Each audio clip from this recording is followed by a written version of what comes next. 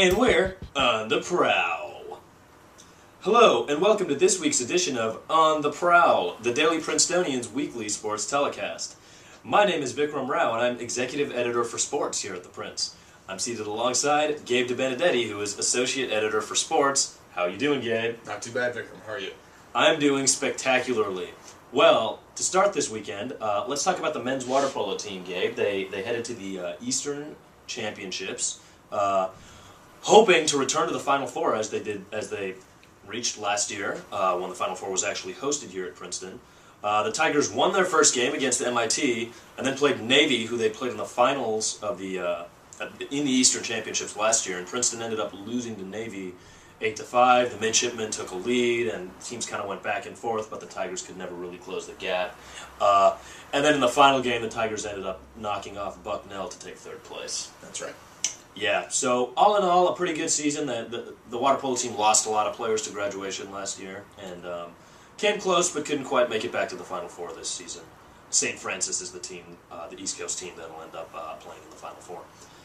The women's basketball team had a couple of games recently, last Thursday and then earlier today. Yeah, well, they played against Rutgers at Rutgers last Thursday. Right. Rutgers is a very good team traditionally. Mm-hmm. A team that the Tigers only lost to by 10 last year. It was one of their 2 losses of the season. Right. This year they went up to Rutgers and lost by just 1 point in the last minute play. Just 1 point in the last minute of play. That's right. It was a very close one, and the Tigers, will have good lessons coming from that one. They played today at Lehigh, a team that had not lost at home since the 07-08 season. And behind a double-double from sophomore star Naveen Rashid, the Tigers pulled out a victory, a very impressive one. Absolutely. It was a 33-game streak that they broke, and Lehigh is a serious team. The Tigers, after their loss to Rutgers, they've got all their momentum back, it seems, and they will be really looking to steamroll through the rest of their competition. They are a very good team that I think we might see in the top 25 at some point this season.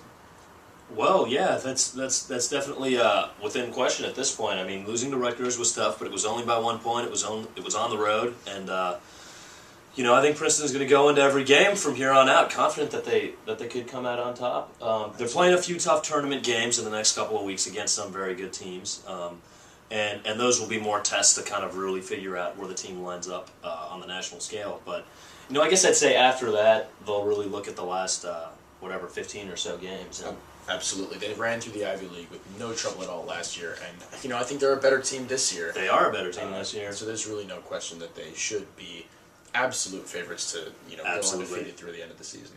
No question about that. The men's soccer team hosted the University of Maryland, Baltimore County last Thursday night in the first round of the NCAA tournament and didn't get the result that they wanted. No, they were really expected to win this game on campus, and they were really hoping to. They were on a 12-game winning streak. UMBC, of course, not a bad team at all. Not a bad team. But they did pull out a 2-1 victory. Antoine Hopino, the junior forward, scored a beautiful goal off a corner kick. Absolutely sensational goal, direct off a corner kick. Yeah, which is something you very rarely see. Very rarely. However, the Tigers sort of sat back after gaining the 1-0 lead. They played a lot better than UMBC, but UMBC... They couldn't finish, and it was sad because you look at the final box score, and Princeton had 11 shots on goal and 1 goal. UMBC had 3 shots on goal and 2 goals. The Golden Retrievers were very opportunistic. They were known to be a counterattacking team going into the game, and that's what they did. They scored 2 goals essentially on counterattacks, and Princeton came close, but UMBC's goalie played great. He finished with 10 saves, and Sean Lynch, the Princeton goalkeeper, who's been very good all season, neither of the goals were really his fault, but in the end he finished with 1 save and 2 goals allowed, and that's, Yeah. It was tough luck. I mean, honestly, if they played this game again, who knows, maybe Princeton would have come out on top. It was kind of a freak way to end the season for them. The other 2 Ivy League teams in the tournament did win their games, and that's got to be eating away at the back of the players' minds. Right, I mean, this is a very weird end to the season for the Tigers. It was really the best season that the Tigers had ever had as a program. Ever. And this was really not the result they wanted. But, moving forward, they have some things to look forward to. They're losing some serious senior leadership in Lynch and Josh Walburn and some of the other guys that start up the middle. Ben Burton, the defender. Yeah.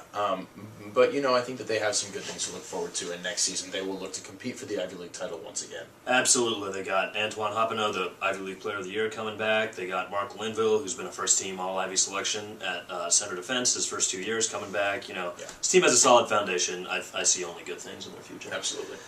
Well, Gabe, we knew it was going to come to this at some point, but we're going to have to talk about what has ended up being the worst season in the history of the nation's oldest college football program. Yeah. Well, we shouldn't sugarcoat this. The Tigers hosted Dartmouth on Saturday and lost 31-0. It was their second worst loss ever to the Big Green. They had won 7 straight against the Big Green. Right. And they went 1-9 overall, 0-7 in the Ivy League. Only the second time they never won a game in the Ivy League, first time in over 30 years. Right. Since they went to the 10-game schedule, never before have they only won 1 game. Right. So there have been seasons in which they won only 1 game, but those seasons were 1-1, 1-7, 1-7-1. But 1-9 had never happened before. Yeah. Granted, this is probably, you could say, largely the fault of major injuries. Yeah. But at the end of the day, this is a 1-9 team, and that's clearly not what the coaching staff was looking for, not what the players were looking for, and I don't think anyone's going home too happy. No, certainly not. It's a brand new coaching staff. They were really hoping to inject some new energy into the program after its 3rd straight 4-6 season.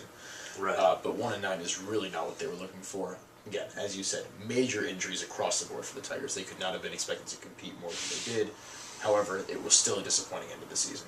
Absolutely. And the class of 2011 will be the first class to graduate from Princeton without having seen a football team that had at least one 500 or better season since 1979. It's been over 30 years. With that, we thank you for joining us this week, and we look forward to seeing you again next week when we're back on the Prowl.